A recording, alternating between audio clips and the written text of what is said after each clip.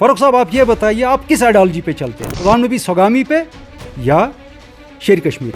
आपके कहने का सर ये मतलब है कि जो शेर कश्मीर शेख मोहम्मद अब्दुल्ला की आइडियोलॉजी थी, अब नेशनल कॉन्फ्रेंस उस आइडियोलॉजी पे नहीं चल रही है? बिल्कुल नहीं चल रही। मुजफ्फर शाह साहब की और खालिदा जी जिसकी प्रेसिडेंट है, मैं इसको हकीकी नेशनल कॉन्फ्रेंस समझता हूँ, क्योंकि यहाँ देखने को वो माजरा शुमारी के लोग मिलते हैं जो 1931 में भी काम किया शेर कश्मीर शेख साहब के साथ। जम्मू कश्मीर में असेंबली इंतखाबात जोरों शोर से जारी हैं और कश्मीर का दिल माने जाने वाले लाल चौक में मुकाबला बड़ा सख्त है। 25 तारीख को यहाँ पर 11 उम्मीदवारों की किस्मत का फैसला 1,07,000 से जायद राय दहिंदगान बैलेट बॉक्सेस में कैद करेंगे। इसी नशिस्त पर अवामी नेशनल कॉन्फ्रेंस की जानिब से बतौर उम्मीदवार अब्दुल रशीद खारून साहब हैं, जिनसे हम बात करेंगे। खारून साहब, 25 साल अपने नेशनल कॉन्फ्रेंस को दिए, उसके बाद अवामी नेशनल कॉन्फ्रेंस का दामन थामा, मुकाबला कैसा देख रहे हैं? देखिए, हमने बहुत टाइम के बाद पॉलिटिक्स में वापस आए हैं कि नेशनल कॉन्फ्रेंस का ये देखा कि वहाँ जो अपना शख्सी राज जिसे हम कहते थे, ख़ानदानी राज, वहाँ वो पाया जा रहा है। तो हम आके यहाँ पे अपने PhD के साथ, मुजफ्फर शाह साहब हमारे थे जिन्होंने PhD को बनाया, एक जगह जमा करने की कोशिश की मुजफ्फर साहब ने, बड़ी ज़बरदस्त कोशिश रही मुजफ्फर साहब की कि हम लोगों को इकट्ठे करें कि ताकि हम लोगों का कोई सोल्यूशन कश्मीर मसले का हल निकल आए।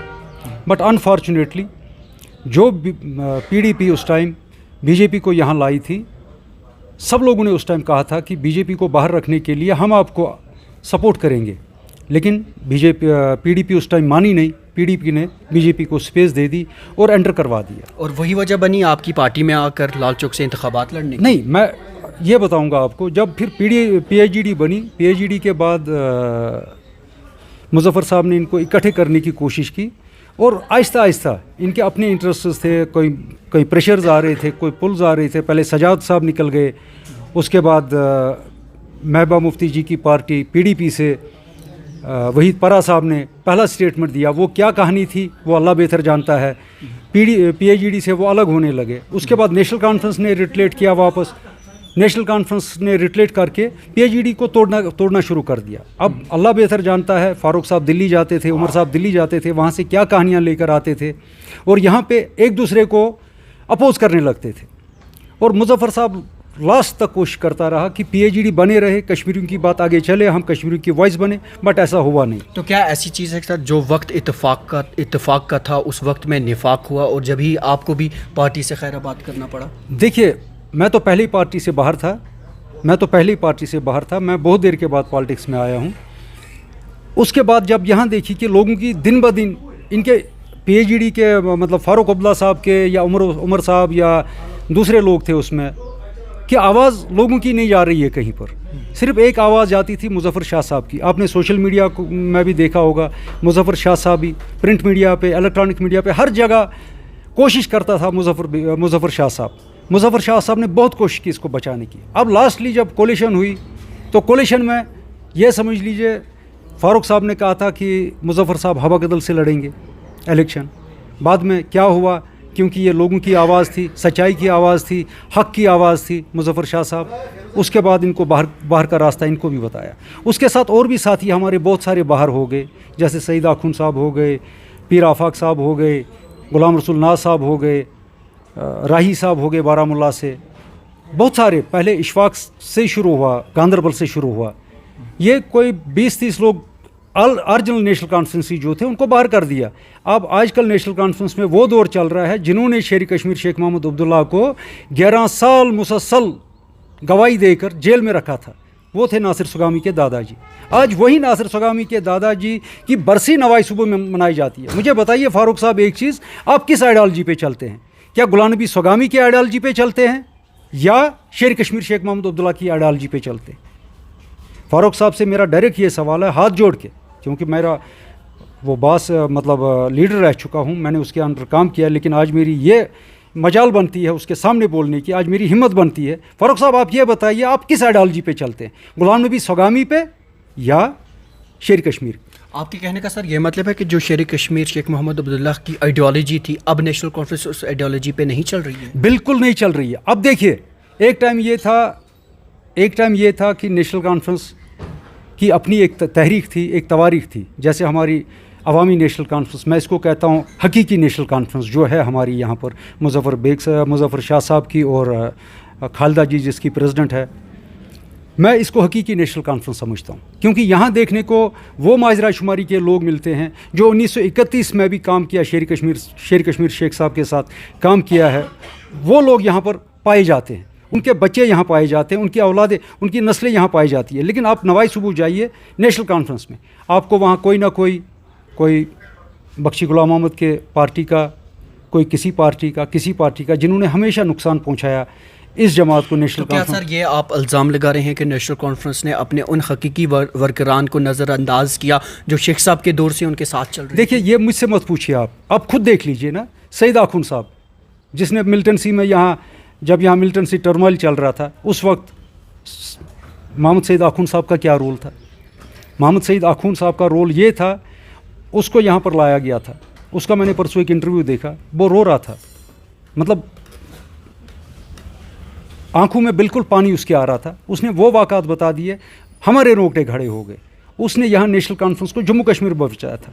आफाक साहब को, जिनके वालिद को शहीद किया गया लाल बाज़ार में, इशफाक जबार साहब के वालिद जिनको गांदरबल में शहीद किया गया, राही साहब बारामूला से, नाज साहब बांडीपोरा से। मुझे बताइए किस नेशनल, इरफान शाह साहब, अरे साहब आपकी कोलिशन हो गई, आपने उसको बाहर का रास्ता दिखा दिया, आज वो इंडिपेंडेंट लड़ रहा है।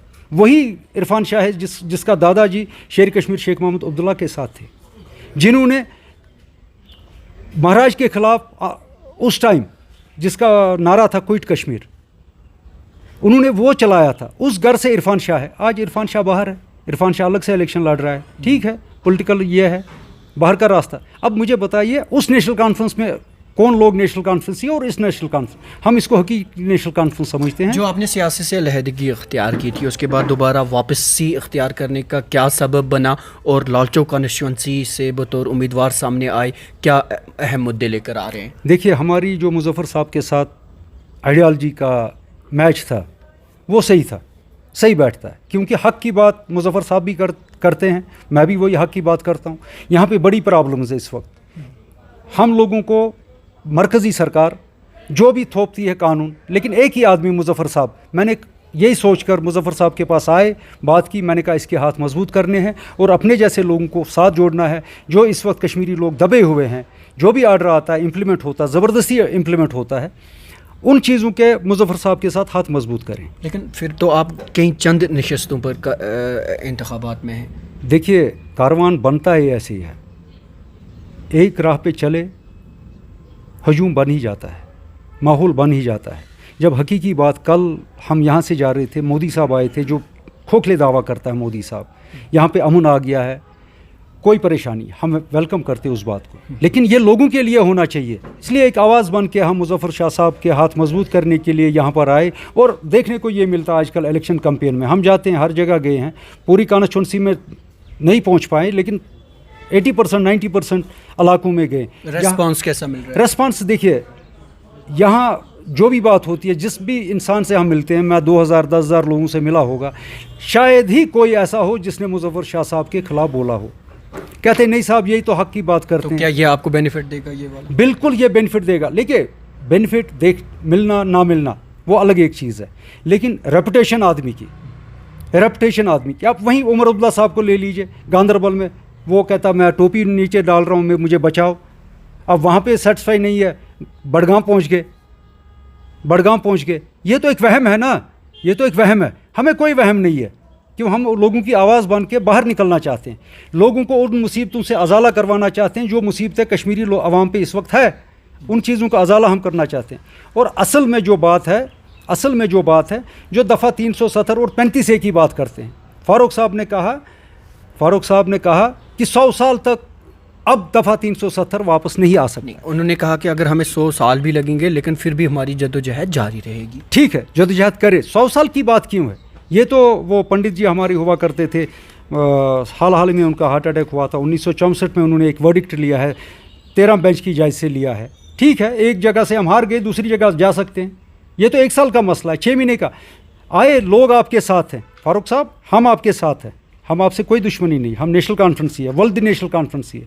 ये जमात जहाँ पर मैं बैठा हूँ ANC में, अल्लाह की कसम, आपकी वो नेशनल कॉन्फ्रेंस है, ये ज़बरदस्त नेशनल कॉन्फ्रेंस है। आइए सड़कों पे आएंगे, लोगों को बताएंगे, आइए 370 की बहाली के लिए और 35A की बहाली के लिए काम करेंगे। लेकिन उन्होंने तो मैनिफेस्टो में बाज़ाबिता इस चीज़ का जिक्र देखिए, मैनिफेस्टो की बात अलग होती है, लेकिन जो उन्होंने ज़बानी बात कही 100 साल तक जद्दोजहद होगी, हम तो कहते हैं हम तो उसी पे काम कर रहे हैं, हम तो उस पर काम कर रहे हैं, इस वक्त उसी चीज़ पे हम काम कर रहे हैं। मुज़फ़्फ़र शाह साहब को आपने देखा, पिछली बार भी सुप्रीम कोर्ट में सिर्फ मुज़फ़्फ़र शाह साहब ही थे जिन्होंने, मुज़फ़्फ़र शाह साहब ने सुप्रीम कोर्ट में पिटीशन का हर चीज़ अपने ज़िम्मे लेकर काम को चलाया। ठीक है, सुप्रीम कोर्ट ने ये इस वक्त नहीं समझा कि फ़ैसला हमारे हक़ में आया, नहीं सुन पाए पूरे से, हम दूसरे बेंच पे, ऊपर हायर बेंच में चले जाएंगे, वहाँ से इसका केस लड़ेंगे और हम इस केस को बिल्कुल छोड़ने वाले नहीं है। अच्छा सर, चूँकि आप इस वक्त इंतखाबात लड़ रहे हैं, आपकी कॉन्स्टिट्यूंसी में अगर देखें, क्या इस रेस में नेशनल कॉन्फ्रेंस, PDP अपनी पार्टी आ गए हैं कि आप उन्हें ज़बरदस्त टक्कर देने वाले मानते हैं?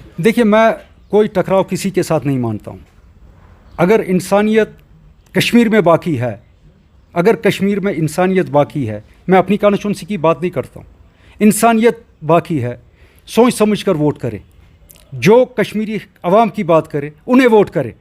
जैसे मुज़फ़्फ़र शाह साहब हमारे हवागदल से कैंडिडेट है, उन्हें वोट करें। हम यहाँ पर बात करते हैं, हक़ की बात करते हैं, सिर्फ बर्बादी की ज़िम्मेदार ये जमातें इस वक्त है। तो सर, आपके पास ऐसा क्या रोड मैप है कि लोग आपका इंतखाब करें? देखिए, हमारा यही है, मेरा जनरल एडमिनिस्ट्रेशन से हम बार बार कहते आए हैं कि ड्रग्स के लिए आप कंट्रोल कीजिए, ड्रग्स के लिए आप कंट्रोल कीजिए, नहीं हो पा रहा है। अब हम यहाँ तक पहुँचे हैं कि हम अपील करते हैं कश्मीर के गयूर आवाम से, हमारी जो सिविल सोसाइटीज़ है, हमारी जो मस्जिद कमेटीज़ है, महल्ला कमेटीज़ है, उनको इनिशिएटिव लेकर इस ड्रग की वबा से निजात पाने के लिए अजाला करें। जो बच्चे इसमें मुलव्वस हैं उनको रिहेबिलिटेट करने की ज़रूरत है। अब सिविल सोसाइटी से कहते हैं इनको रिहेबिलिटेट करवा दीजिए। अब गवर्नमेंट तो कुछ कर नहीं रही है। जब मिलिटेंसी थी, मिलिटेंसी को कर्ब करने में एजेंसीज़ ने बहुत अच्छा रोल किया, उसको सराहना किया।